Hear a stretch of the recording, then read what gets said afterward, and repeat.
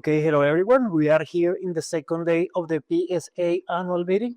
So we are with the Dr. Meghan Davis. Nice to meet you. Nice to meet you too. Can you introduce yourselves and tell us a little bit about your professional and academic background, please? Absolutely. So I'm Dr. Meghan Davis. I started my career as a dairy veterinarian in mixed animal practice, meaning I saw lots of different animal species as well as a lot of dairy cows. And then I have transitioned and I do mostly public health work now in health security, One Health, and epidemiology. Okay, great. Thank you for that introduction. Doctor, to start, what is One Health? One Health is a concept, and it's also a way of actually doing things. So conceptually, it's where human health, animal health, and environmental health come together. So for H5N1, which is what we've been thinking about in our symposium, we think about how it's spread through the environment, like through dust, through feces, and how the waterfowl may be exposed through ponds and water. On the human health side, we think how humans can get exposed and get infections, and that's something that we see usually occupationally, but occasionally in other people too. And then on the animal side, we're thinking about a lot of different things with H5BC. Yes. Okay, you speak in your presentation about the total worker health. What is that? So at Johns Hopkins Bloomberg School of Public Health, I direct the PO Center, which is a total worker health center. Now, we focus also on mental health outcomes, but in the concept of something like H5N1, you think about people getting infected and workers and how you want to prevent that. But total worker health goes beyond just thinking about protecting the worker, right? Putting up our gauntlets, putting up our shields. It's also about how you think about how the enterprise works, so how the producer works, and what it means if you have workers ill, not able to work, what that does to their productivity. And so it's really trying to optimize both. And so some of the solutions for that can be things that you wouldn't necessarily think about. You don't go in thinking H5N1 and then thinking about how you change when and where people work in order to prevent them to be exposed or to help reduce the risk of movement from one farm to the next. So that's the kind of concept that we use. Okay, and what are the dairy farm risk factors? For example, you mentioned cats, rodents, and other kind of animals. Yeah. So on a dairy farm, most of the dairy farms have been positive through farm to farm spread. Sometimes through a cow, because dairy producers like to buy and sell cows, right? Cows move around a lot. So they might move from one farm to the next and bring the virus with them. So that's the most common.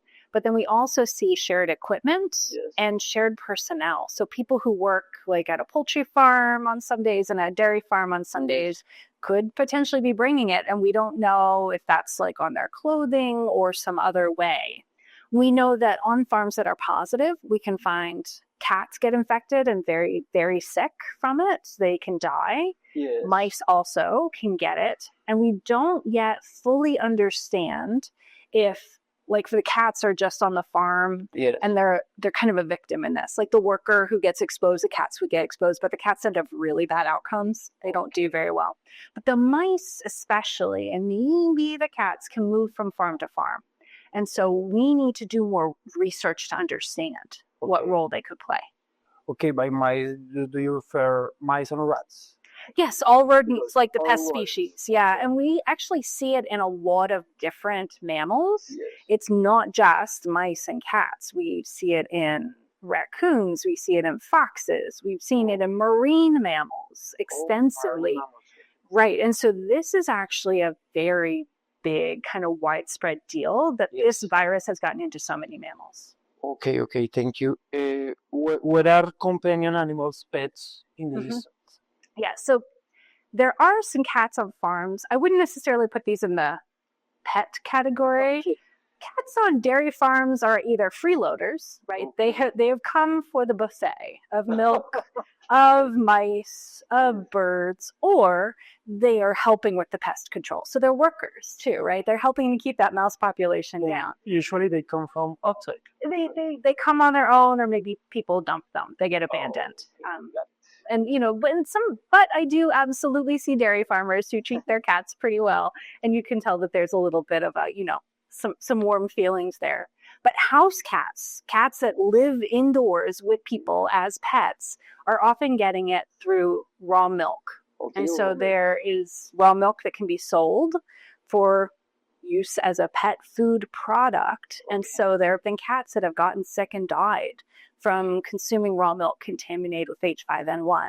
We also know that if the cats go outside, they might come into contact with wild birds that can carry it too. And maybe there are these other routes that we still need to understand better. Okay, so finally, it's all about biosecurity. It's all about biosecurity. Yeah. Well, biosecurity is a piece of the puzzle. Yes, biosecurity is important for both dairy and poultry facilities. Yes.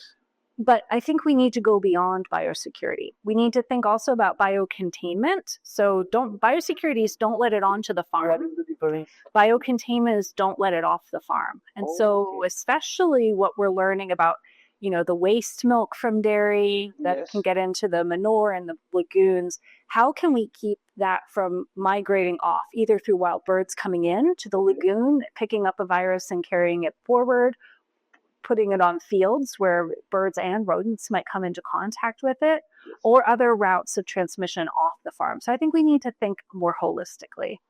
Okay, thank you. And what are your final conclusions about it?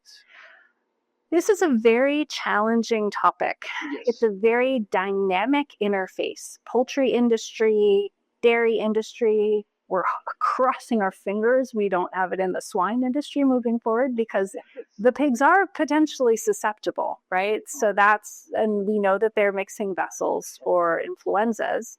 And now we have these additional reservoirs. So trying to understand the connections among all these different pieces in the system is, I think, how we're going to be more innovative in our control measures moving forward.